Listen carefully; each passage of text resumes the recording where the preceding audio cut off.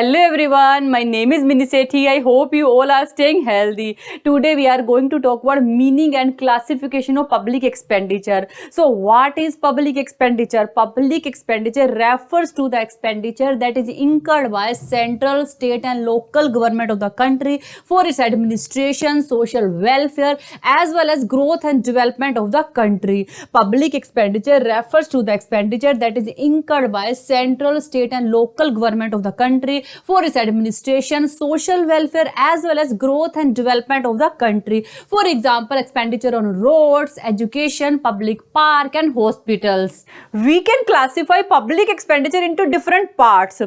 Functional classification, revenue and capital expenditure, plan and non-plan expenditure, development and non-development expenditure, grants and purchase price. One by one we discuss about each. We talk about functional classification. This classification is based on various functions that is actually performed by public authorities. This classification is based on various functions that is actually performed by public authorities.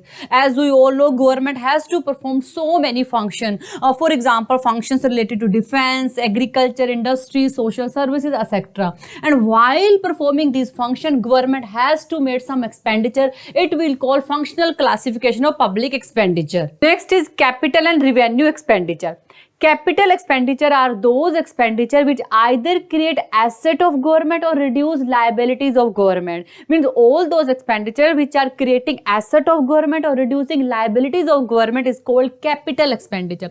For example, construction of school building is creating asset of government, so it will call capital expenditure. Similar, repayment of loan reduce liabilities of government, it will also call capital expenditure.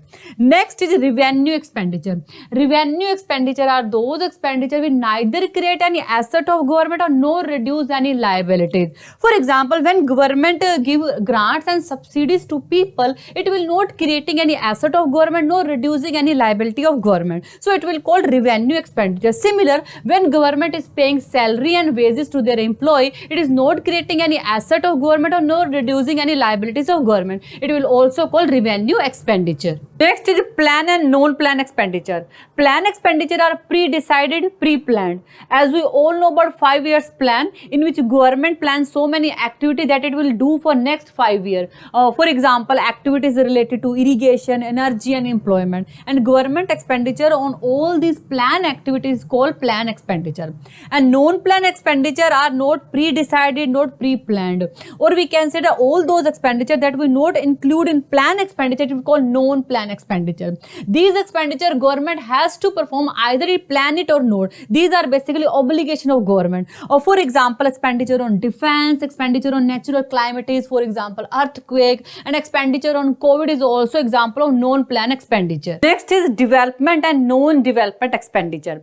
Development expenditure are those expenditure which is directly related to economic and social development of the country.